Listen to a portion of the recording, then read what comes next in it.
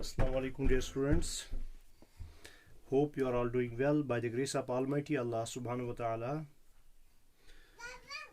Today we are going to start new chapter of your geography book. That's chapter number 5, Major Domains of the Earth. तो इसमें हम बेटा मुख्तलिफ चीज़ें पढ़ेंगे.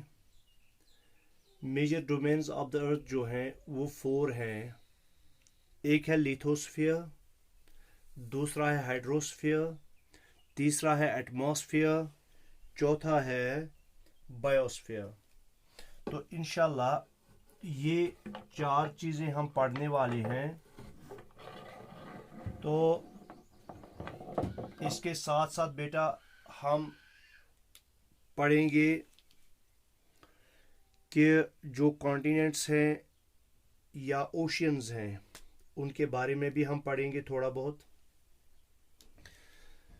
चूँकि अर्थ जो है वाहिद एक ऐसा प्लेनेट है जहाँ पे लाइफ एग्जिस्ट करती है. क्या करती है बेटा? लाइफ एग्जिस्ट करती है. ये लाइफ यहाँ पे कैसे एग्जिस्ट करती है? क्योंकि यहाँ पे कुछ एलिमेंट्स प्रेजेंट है. क्या है बेटा? एलिमेंट्स प्रेजेंट है जिनमें लैंड है, वाटर है और एयर है. ये 3 चीज़ें ऐसी हैं जो यहाँ पे प्रेजेंट है अर्थ पर, जिनकी वजह से यहाँ पे लाइफ जो है वो एग्जिस्ट करती है. ठीक है, क्योंकि यही 3 चीज़ें लैंड, वाटर एंड एयर जो हैं ये लाइफ सपोर्टिंग एलिमेंट्स हैं. और ये कहाँ पे खाली प्रेजेंट है? खाली अर्थ पर. बाकी और किसी प्लेनेट पर वाटर लैंड तो है, मगर वाटर एंड एयर ये तीनों चीज़ें ज़रूरी हैं. लैंड भी है, वाटर भी है और एयर भी है. ठीक है, ये तीनों चीज़ें ज़रूरी हैं. इन 3 चीज़ों में बाकी प्लैनेट्स पर लैंड तो है मगर वाटर एंड एयर नहीं है, जिसकी वजह से वहाँ पे लाइफ एग्जिस्ट नहीं करती है. अच्छा, तो कुछ मेन कंपोनेंट्स हैं. जो अर्थ सरफेस है बेटा, क्या है बेटा? अर्थ सरफेस है. याद रखना, अर्थ सरफेस जो है ये एक कॉम्प्लेक्स जोन है. क्या है बेटा? Complex zone. याद रखना, कॉम्प्लेक्स जोन. तो ये कॉम्प्लेक्स जोन है जहां पे 3 मेन कंपोनेंट्स एनवायरनमेंट के, 3 main components of environment,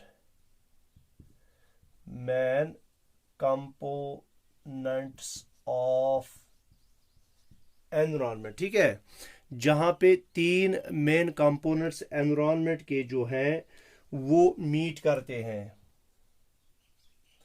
meet, overlap and interact. क्या करते हैं? एक तो ये मीट करते हैं, मिलते हैं, ओवरलैप एक दूसरे पर ओवरलैप करते हैं और इंटरेक्ट करते हैं एक दूसरे के साथ. ठीक है, तो इन्हीं की वजह से जो है यही 3 मेन कंपोनेंट्स है जो मैंने लैंड, वाटर एंड एयर कहा. इसकी वजह से यहाँ पे लाइफ जो है वो मुमकिन हो पाती है. अब इनमें से बेटा जो लैंड है, क्या है? लैंड. ये है सॉलिड पोर्शन. क्या है बेटा? Solid portion of earth, of the अर्थ, जिसको हम लैंड कहते हैं. और इसी सॉलिड पोर्शन ऑफ द अर्थ को हम कहते हैं लिथोस्फीयर. याद रखना, क्या कहते हैं बेटा? इसको हम कहते हैं लिथोस्फीयर. ठीक है, क्या कहते हैं बेटा? इसको हम कहते हैं लिथोस्फीयर. ठीक है, हो गया. उसके बाद दूसरा एक पोर्शन है. क्या है? दूसरा एक पोर्शन है. तो जो दूसरा पोर्शन है वो कहलाता है हाइड्रोस्फीयर.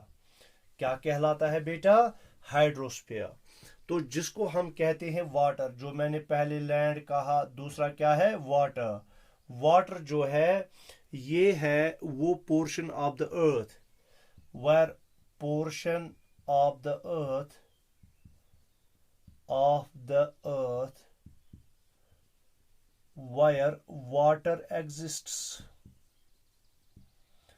जहां पे वाटर एग्जिस्ट करता है, और इसी को हम कहते हैं हाइड्रोस्फीयर। क्या कहते हैं बेटा? इसको हम कहते हैं हाइड्रोस्फीयर। और तीसरा जो मैंने एयर कहा, क्या कहा? एयर। तो ये एयर जो है ये गैसियस लेयर है। क्या है?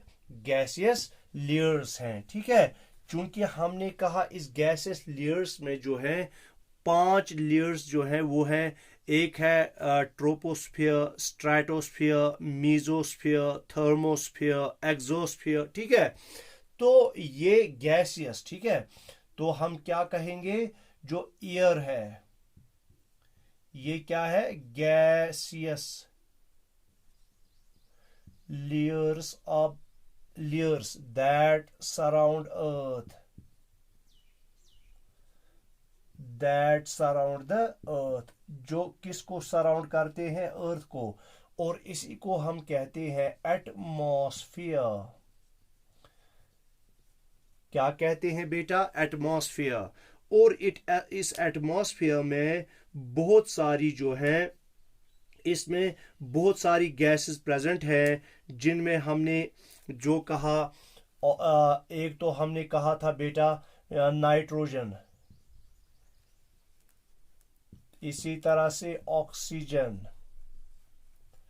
इसी तरह से कार्बन डाइऑक्साइड, इसी तरह से जो है हमने कहा वाटर वेपर्स होते हैं। इसमें क्या होते हैं? Water vapours. इसी तरह से डस्ट पार्टिकल्स या कुछ और गैसेस होती हैं। ठीक है, तो जो हाइड्रोस्फीयर है, इससे पहले जो मैंने हाइड्रोस्फीयर की बात की, हाइड्रोस्फीयर में जो है वाटर उन तमाम फार्म्स में अवेलेबल है जिन फार्म्स में वाटर एग्जिस्ट करता है, जिसको हमने कहा एक तो आइस है, वाटर है और वाटर वेपर है। अब देखो बेटा, तो हमने कहा land, water and air, land, water and air, जिनको हमने कहा, एक तो कहा हमने लिथोस्फीयर। क्या कहा बेटा? लिथोस्फीयर कहा, हाइड्रोस्फीयर कहा और एटमॉस्फेयर कहा। ये तीन जब इकट्ठे इंटरेक्ट करते हैं, क्या करते हैं? इंटरेक्ट करते हैं, तो इनकी वजह से एक और जो स्फीयर है वो वजूद में आ जाता है, जिसको हम कहते हैं बायोस्फीयर। क्या कहते हैं बेटा? बायोस्फीयर। तो ये बायोस्फीयर क्या है? बायोस्फीयर हमने कहा narrow zone of contact, zone of contact, narrow zone of contact किस किस के दरमियान? ये कांटेक्ट किस किस के दरमियान है? लैंड, वाटर और एयर के दरमियान, लैंड, वाटर और एयर के दरमियान। ठीक है, ये नैरो जोन ऑफ कांटेक्ट, यानी ये कांटेक्ट किस किस के दरमियान है? Land, water and air, wire life exists, जहां पे लाइफ एग्जिस्ट करती है, उसी को हम कहते हैं बायोस्फीयर। क्या कहते हैं? बायोस्फीयर। याद रखना। ठीक है, आया इतना समझ में? चले हम आगे चलते हैं। ठीक है, तो पहला, अब हम एक एक करके इन तीनों, इन चारों को एक एक करके हम जो है डिस्कस करेंगे। पहला हमने बेटा कहा था लिथोस्फीयर। क्या कहा था? लिथोस्फीयर।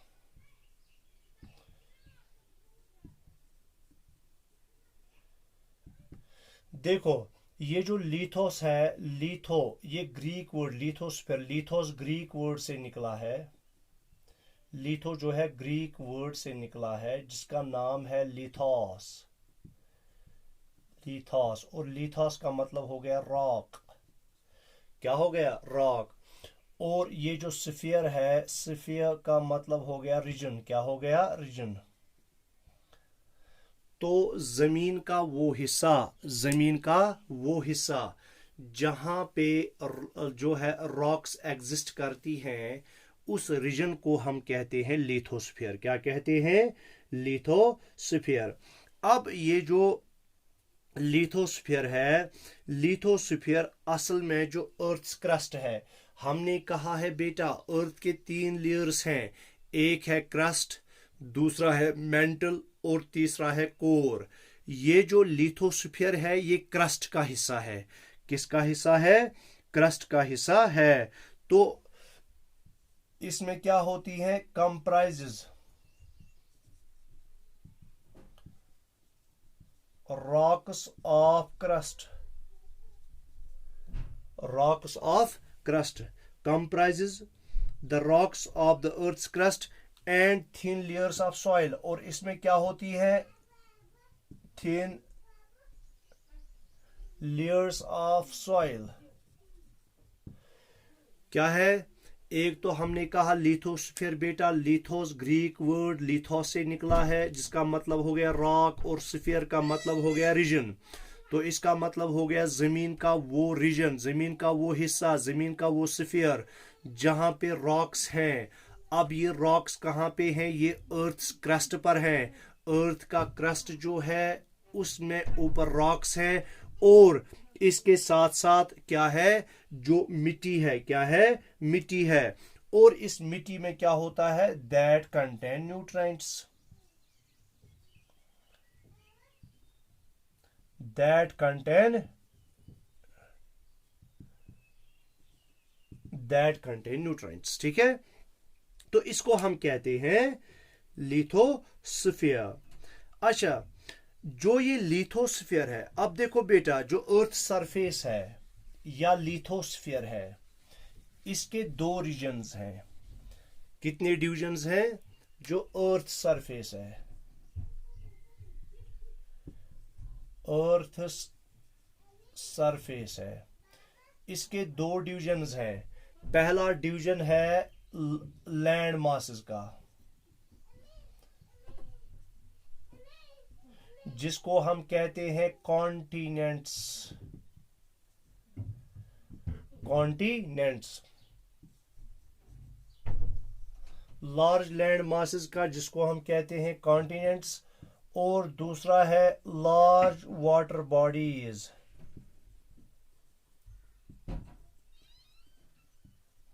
लार्ज वाटर बॉडीज, इनको हम कहते हैं बेटा ओशियंस। क्या कहते हैं? ओशियंस। याद रखना, ठीक है।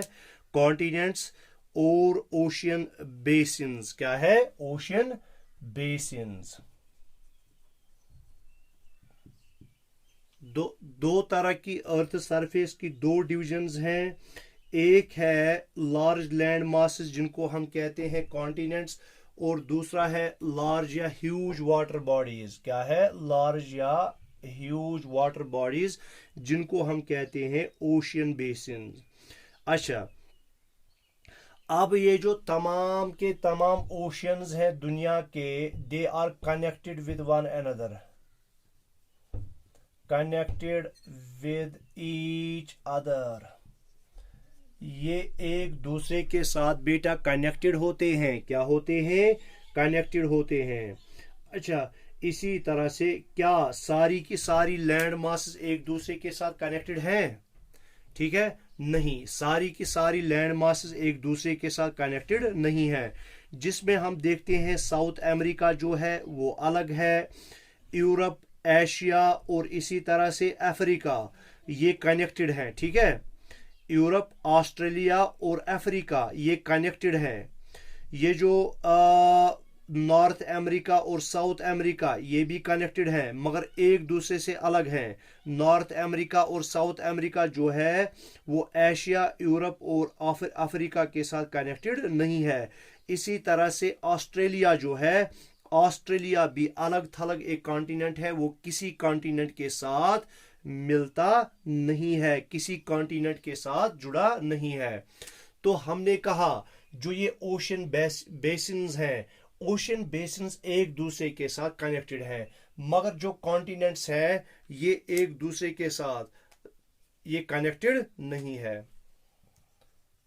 All are not connected with each other,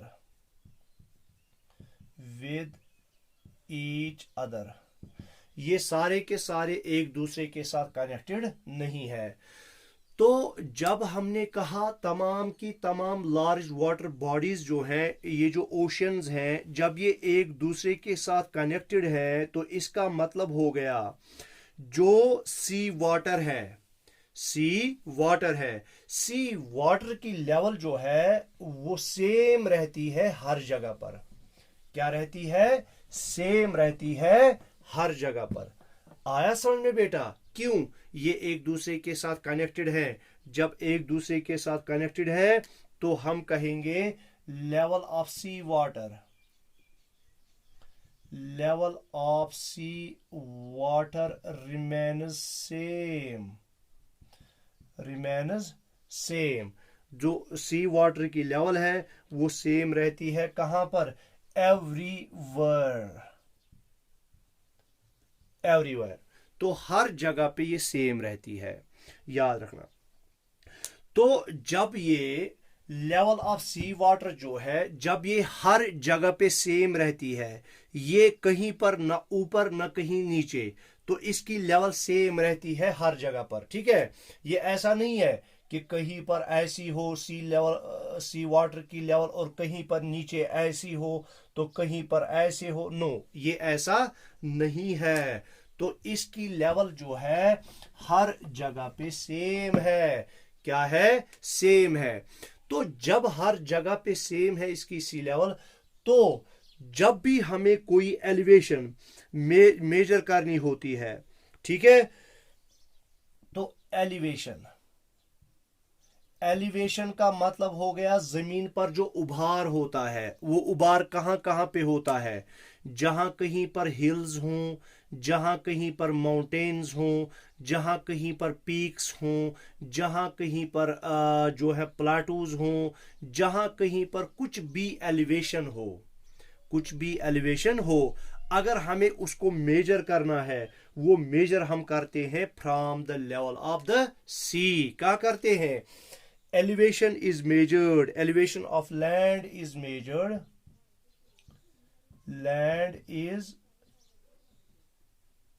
measured, from level of sea। क्या होता है बेटा?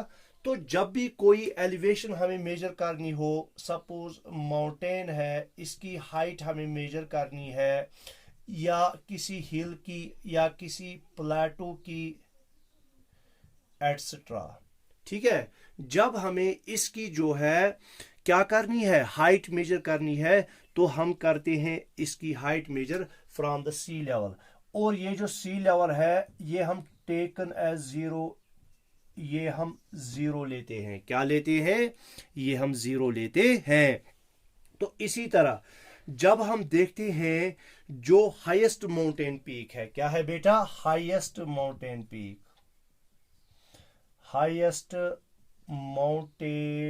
पीक, याद रखना वो कौन सी है? वो है माउंट एवरेस्ट। क्या है बेटा? Mount Everest. जब हमें इसकी हाइट मेजर करनी होती है तो हम कहते हैं 8850 मीटर्स। इसके साथ एक और चीज हम ऐड करते हैं, वो हो गया अबव सी लेवल, यानी सी लेवल से इसके टॉप तक। अगर ये सी है, ठीक है, अगर ये क्या है बेटा? सी, तो मैं यहां पे ये इरेज करूंगा ताकि मैं आपको यहां पे दिखाऊं, ये आपके मोबाइल की स्क्रीन पे आ जाए। देखो बेटा, अगर ये माउंट एवरेस्ट है, क्या है बेटा? माउंट एवरेस्ट, और यहां से ये सी है, तो इसकी हाइट जो है यहां से मेजर की जाएगी इसके टॉप तक। टॉप इसका यहां है, तो यहां से यहां तक इसकी हाइट मेजर की जाएगी, वही कहलाएगा इसकी है 8850 meters above the sea level. Sea level से ऊपर इसकी टॉप तक जो ऊंचाई है वो है 8850। आपके बुक में दिया गया है 8848 मीटर्स। क्या दिया गया है? 8848 मीटर्स। एक्चुअली इसमें यही जो थी यही हाइट थी, मगर अब इसकी हाइट बढ़ गई है, वो है 8850 मीटर्स। अब ये हाइट कैसे बढ़ती है माउंटेन की? देखो, माउंटेन्स बनने के बहुत सारे तरीके हैं। माउंटेन्स जो वजूद में आ जाते हैं, ये बहुत सारे डिफरेंट जो है डिफरेंट जो है क्या कहेंगे हम, डिफरेंट तरीकों से वजूद में आ जाती हैं। तो उनमें जो ये माउंट एवरेस्ट है, जिसकी ये पीक है माउंट ये ना हिमालयाज जो है, जिसकी ये पीक है माउंट एवरेस्ट, तो ये असल में कैसे वजूद में आई है उसको हम कहते हैं जो है फोल्डिंग प्रोसेस के ज़रिए से, प्लेट टेक्टोनिक्स के ज़रिए से। उतना मुझे आपको यहाँ पे पढ़ाना नहीं है। तो असल में जो ये हिमालयाज हैं, ये है young fold mountains. Fold mountains दो तरह के होते हैं, ओल्ड फोल्ड माउंटेन्स या यंग फोल्ड माउंटेन्स। याद रखो, जो ओल्ड फोल्ड माउंटेन्स हैं, जो अब पुराने हो चुके हैं, जिनको बनने में अब बहुत सारा टाइम हो गया है और वहां की प्लेट टेक्टोनिक्स भी अब रुक गई हैं, जैसे एल्प्स हैं माउंटेन्स, वो ओल्ड फोल्ड माउंटेन्स हैं, उनकी हाइट अब कम हो रही है। मगर यहाँ पे जो माउंट एवरेस्ट है, जो कि हिमालयाज की एक चोटी है, हिमालयाज की एक पीक है, तो हिमालयाज यंग फोल्ड माउंटेन्स है, तो ये अभी भी बन रहे हैं, यानी इनका बनना खत्म नहीं हुआ है, ये अभी भी बन रहे हैं, जिसकी वजह से इसकी हाइट आज है 8850 meters above the sea level. समझ में आ गया? तो इसी तरह से हम आगे चलेंगे। ये हो गई हाईएस्ट। अब सबसे जो डीप है, डीप जगह है, सबसे डीप जगह जो है वो है पैसिफिक ओशन में। कहां पे बेटा? पैसिफिक ओशन में। पैसिफिक ओशन में है एक जगह जिसका नाम है मेरियाना ट्रंच।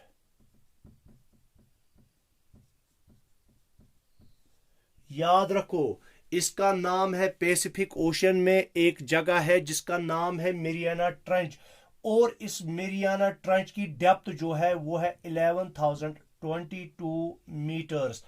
अब देखो, एलिवेशन जब भी होगी तो अबव सी लेवल, यानी जब एलिवेशन होगी, जब चीज ऊपर की ओर उठी होगी, तो वहां पे हम कहेंगे एलिवेशन, उसको हम कहेंगे above the sea level.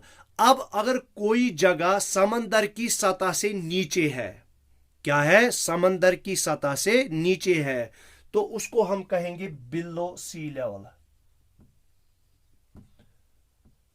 Below C level. तो अब समझ में आ गया? तो माउंट एवरेस्ट इतनी ऊंची चोटी, मगर उसकी हाइट फिर भी 8850 मीटर्स है। उससे बड़ी जो डेप्थ में है वो पैसिफिक ओशन है, मेरियाना ट्रंच में 11,022 मीटर्स है उसकी डेप्थ बिलो सी लेवल। ठीक है, आया समझ में? तो यहां पे आप ये इमेजिन कर सकते हो कि माउंट एवरेस्ट से भी ज्यादा जो गहराई है वो पैसिफिक ओशन में है। क्या है? पैसिफिक ओशन में है। तो depth of Mariana trench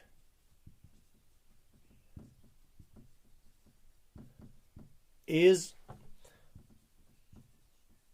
much more than the height of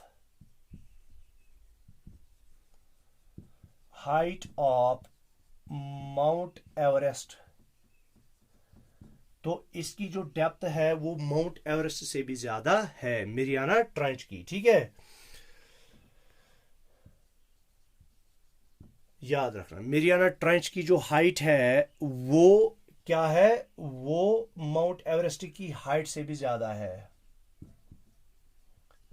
Mariana trench की डेप्थ। ठीक है, तो ये आज के लिए काफ़ी है। इंशाल्लाह कल हम पढ़ेंगे कॉन्टिनेंट्स के बारे में। तो तब तक के लिए अल्लाह हाफिज़।